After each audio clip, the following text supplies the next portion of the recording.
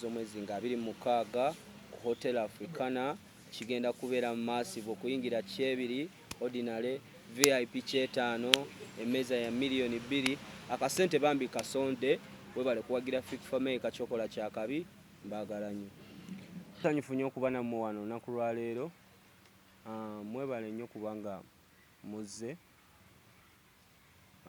ndi musanyufu kansubire muli bulungi nnyo.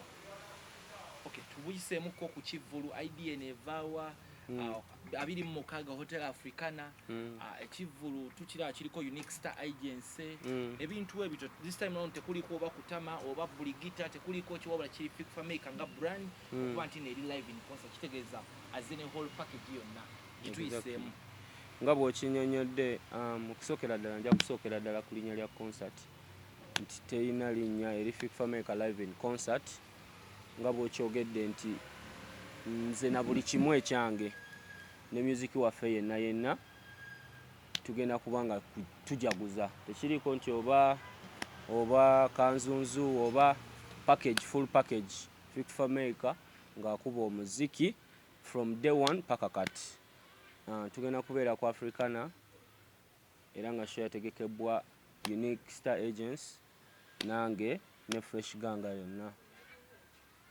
management gyenkola nayo. Okay. Dala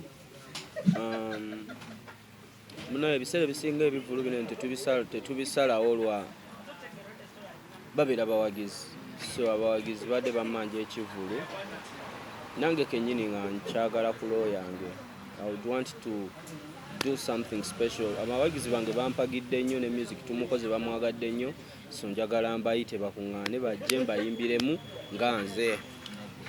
Date gy'otaddeko before tulinawo concerts 2 then ovaako waliwo concert endala eddawo totiddeemu kuba tulinawo zikabejja 2 waliwo ku Freedom City waliwo eyo ku Serena then Lutalo agenda kuddawo ng'ovuddewo totiddeemu anti kati wano ndi mu kuyita abawagizi bange ne bali nabo bayita abawagizi baabwe so sobola kutya lwa nsonga abawagizi bange bangi bagenda kujja then n'abo abalala bajja kugendayo ewaabwe.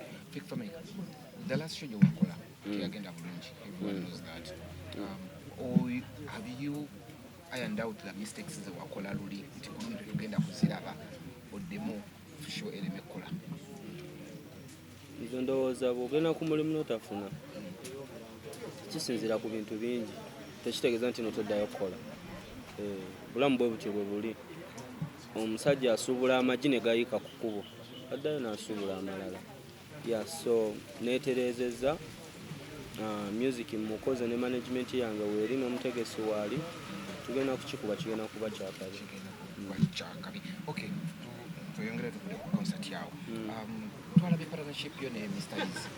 What's the partnership eri ku ki? Partnership eno eri ku okusooka relationship etandikira ku album gyengenda okuta after the show nkola ne Empower Music nga ba distributor ba music wange globally. Empower be bali wabo. Empower is a record label based in Nigeria. Okay. Yeah. So your partnership Mr. Easy ali mu Empower? Yeah. Mr. Easy is part of Empower is called Empower Africa. Inaba imbi banji. Yeah. So Mr. Easy is part of them. Yeah. Gwe twabadde tulaba partnership. Mr. Easy yatusampulinze nenga yalaga excited. Yet ya mu Uganda batu bagamba aba Nigeria batufunziza nnyo. In a layman is thinking ajja kulowooza toyongera kusembeza mu Nigeria wana Uganda.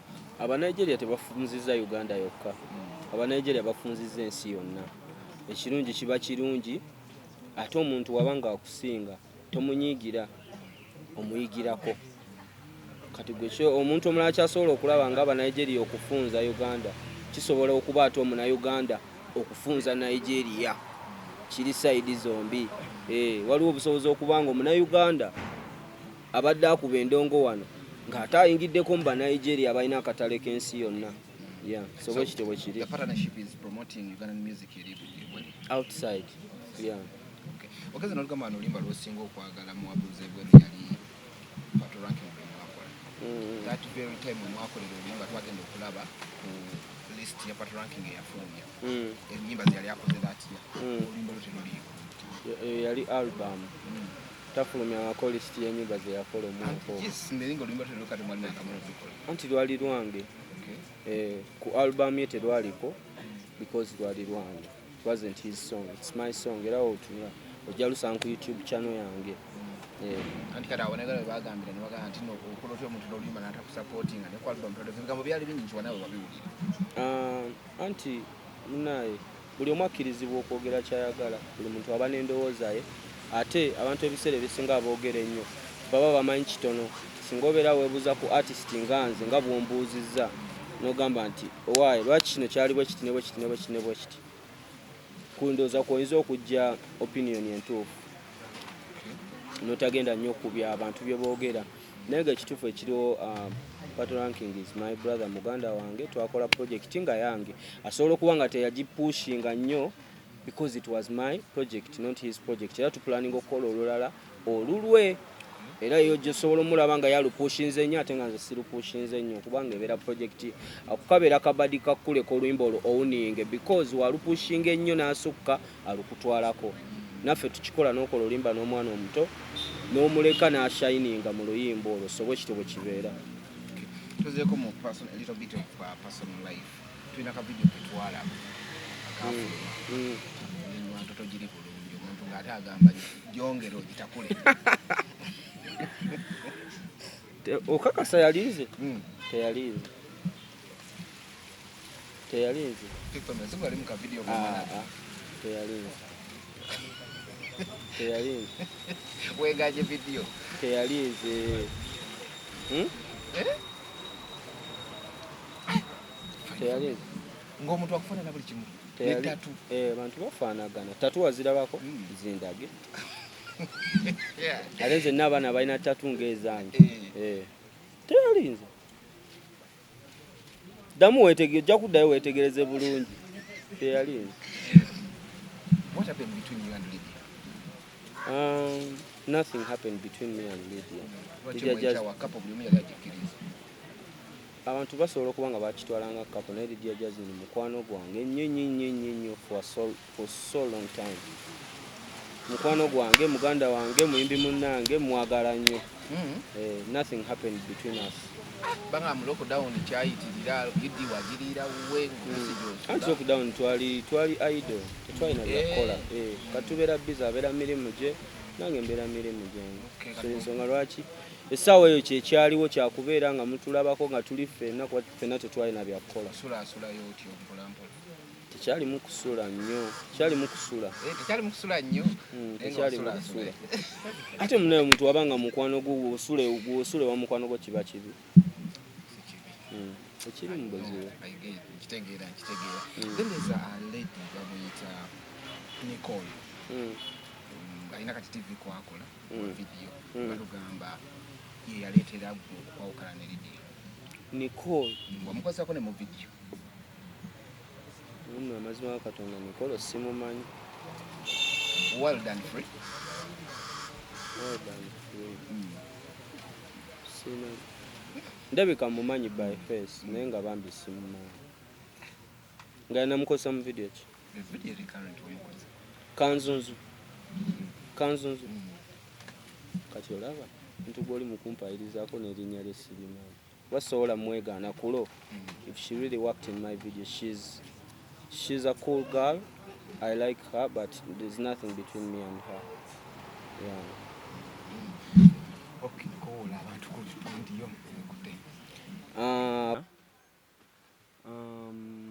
Olw'ensonga nnyingi mukimanyi bulungi nti ebivulu bingi omwaka guno okusinziira nze ku research gwe nkoze. So venues tezibaddeewo, eyinza okuba yandibadde venue ndala naye venue ebaddeewo nga nange ngisimye okuva ku ttobo y'omutima gwange nti n'ekirala nti ngenda kuyimba live, sigenda kubimba CD.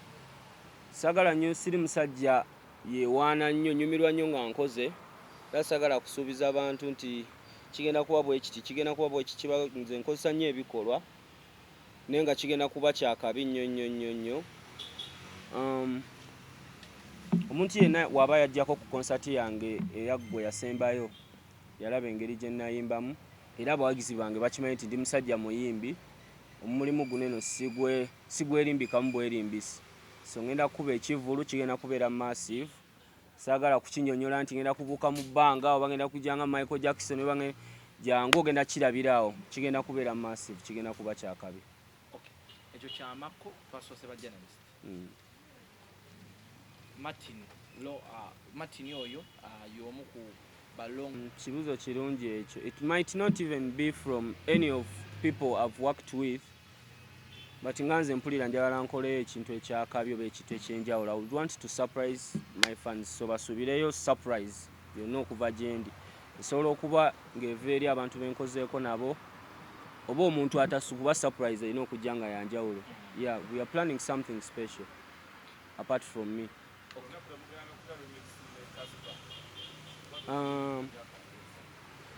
Remix eyo bw'ogamba bw'otyo tusobola n'ogita wano naye tujja kugita mu budde obutuufu naye ne kusha esoboka.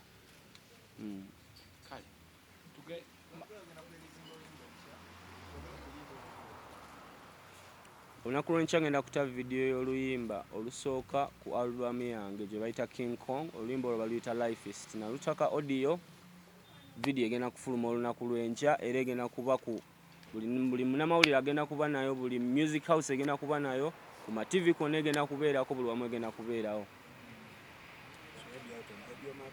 Yeah, eri out, audio ali out ku buli music store kwali. Album egenda kufuluma nga tuvudde mu concert singa yafuluma dda naye twasalawo tusooke tuve mu kivvulu then ndowooza ejja okubanga olugendo olupya lwa music omupya. Outside Uganda boogera bo tenyinza sandiyagadde kusosola mu nnyimba zange zonna abantu benkoze nabo zinkoledde kuba abasinga ku bo bansingako so buli omu abaako ne wanteeka somewhere. Nsobola okukola ne muganda wange Harmonize mulimba ne lunkolera e Tanzania nembaako nenkola ne muganda wange nga Job Boy olimba ne lunkolera wano ne lunkolera ne waabwe so buli lulimba lulina engeri gye lunkoleramu naye nga ndowooza oluyimba lwange ne Pato Ranking lwakola nnyo nnyo. Omusajja ono akwagala nnyo.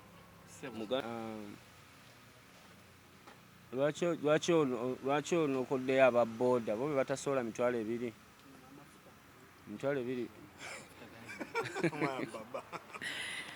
ebiri bajja gisobola kubanga ebiseera ebisinga tusetinga price eyo okusinziira ku kifo wooba ogenze nti sheeyo singa egenda ku mutwalo gumu ekisooka ku Africana tebakkirizaawo kivulu ndowooza kiri ku price eyo so zezo sente entini zetuyinza okusobola n'ekirala costs z'oteekamu waliwo okukola ekivulu okusanyusa abawagizi ng'ogenda maliriza osigale mu mabanja so sandiyagadde kukola kivulu nsigale mu mabanja njagala nkole ekivulu nga nkitegese bulungi nnyo stage abayimbi nga nange nina ssente zibasasula abantu bengenda okukola nabo ekifo nga nina ssente zikisasula nveewo nga ndi musanyufu nga n'abawagizi bange basanyufu. Ensonga lwaki osobola nga akabeeyi kalinnyeemu ku muganda wange naye abawagizi bange bajja kukasobola.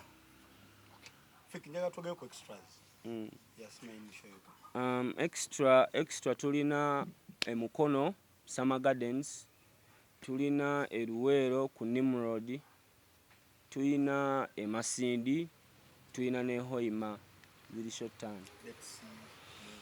26 tuli ku Africana, 27 tugenda kubeera ku Summer Gardens emukono, 28 tugende eruweero, 29 manager soko nyambe mwa 29 tugende emasindi then nga 3 tugende Hoima. Okusooka nsaba Katonda konsati eyo waleme kubeerawo nnaku okugyako essanyu era management yange gye ndi nayo ngenda kubeera nayo Big Sam Fresh Gang kyekikoosi kyenvaamu ngenda kubeera nabo baganda bange kubanga n'abasinga ku bo nali nabo ne mu management enkadde weetegese otya okwetegeka ndowooza tekiriiko nnyo okwetegekera kubanga tufuna ttiimu n'ekikoosi buli almost every week okulaba nti tuli ku ntegeeragana y'emu, tuli mu kukkiriziganya kwekumu. Yeah.